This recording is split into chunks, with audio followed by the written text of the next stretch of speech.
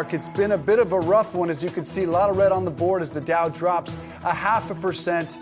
The S&P down 27 points. And again, as you see with the rising rate environment, once again, the NASDAQ tech-heavy leading. The loss is down more than 1%. With more on the broader markets, Wes Krill, Dimensional Fund Advisors, Head of Investment Strategies and Vice President, and Keith Fitz-Gerald, Fitz-Gerald Group Principal, are with us. All right, good to see you both. Wes, let's start with you. Are we still feeling the effects of Jerome Powell's words at Jackson Hole, and how long will they resonate on the markets?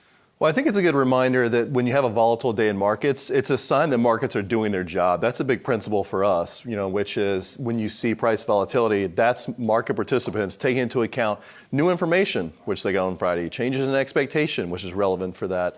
Now, the flip side of that is it's important for investors to be disciplined, to stay invested for the long haul. That's something we see in markets where if you're not around to capture the stock market's return when it appears. Give you a really good example. If I go back to 1997, I invest $1,000 in the Russell 3000. Okay, if I keep that through the end of 2021, that 1,000 grows into a little over 10,000. If I miss the best 5 days in the market, my profit drops down to 8,600. So we always preach discipline at a time like this, despite the market volatility. Keith, what do you think? Are you looking at the market any differently than you were, say, ahead of what we heard from Powell last Friday? Because it certainly looks like the market, at least the market's reaction to this, has been a little bit worrisome. Well, it has. But, Wes makes a very, very important point. Discipline is critical right now. And Wall Street wants you off key. They want you making emotional decisions and flying by the seat of your pants. So I looked at Powell's remark as, he's closing the barn door after the horses ran. I can't place a lot of credence in where he goes forward. So I want to stick with the companies, the quality, the liquidity, the things that really matter scientifically to what produces higher returns. So looking at today's action, about par for the course, computers realigning, indexes rebalancing. Investors, fortunately, didn't run away. So that's a good thing. So, Wes, when you look at the volatility, which obviously is expected to keep continuing, how far did your outlook go in terms of when we might see like a bottom or perhaps a steadiness in the markets? Well, that's the thing about, we can't really know exactly when these market premiums are going to be delivered. And I think one of the things we look back to historically is, what are indicators that we can see to enable us to predict markets? And there really aren't any good ones out there. But, one thing we can look at is, what's happened in previous instances of Powell, either communicating new information. We don't have to look too far back. In fact, we can go back to June. I think we all remember when the rate increase was communicated that it was going to be larger than what many market participants were bracing for. Initially, it had been 50 basis points communicated, and then it was changed to a prediction of 75 basis points. What you saw was markets very rapidly incorporated this information to Treasury yields. They shot up over the weekend by 30 or 40 basis points all along the curve.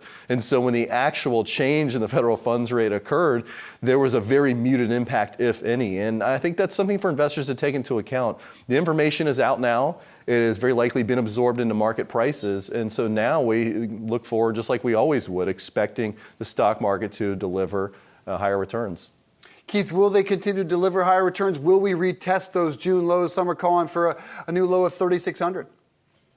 I think the first stop is 3,900. Frankly, that's where the computers are going to balance out. That's when you're going to see some give and take. But that having been said, these kinds of days actually give me great encouragement because, to Wes's point, again, the markets are doing what they're supposed to be doing. You have to have buying and selling for them to work normally. So this doesn't disturb the operational picture of a company like Apple or Costco. In fact, the business case for owning these companies is getting stronger, which means the more they drop, in fact, the better your upside potential becomes. Wes, how are you thinking about investment opportunities and your strategy here, given the uncertainty that we'll likely see over the coming months?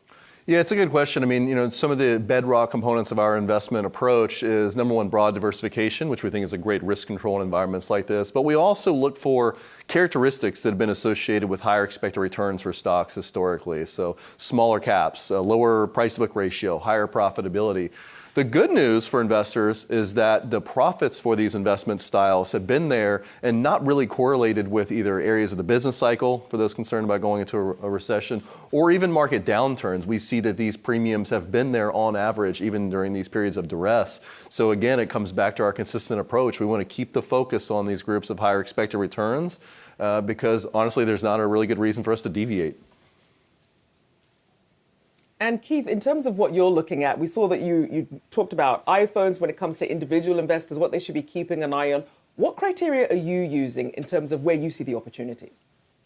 Well, we have a slightly different approach. We concentrate on where we think the world is going, not where it's been. So our analysis is very proactive. If we look around at what people are buying and what they're using, nobody's giving up an iPhone despite the fact they're changing their purchasing habits radically.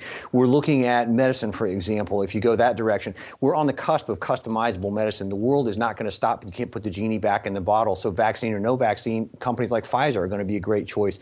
Inflation is very real for most consumers, regardless of what the government does or doesn't say. So a choice like Costco, for example, is some place that is going to only attract customers going forward because they want to make every dollar go further. So those are the kinds of names we're focused on right now and where we see great opportunity.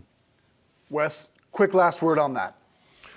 Well, you mentioned inflation. I think we're starting to see a little bit of a curbing of inflation expectations. We see that in the break-even inflation rates down to 2.4% after peaking over 6% back in March. So maybe that's where we can end with good news on the inflation front. We'll take that. Wes Krill, Keith Fitz-Gerald, thank you both for being here. Appreciate it.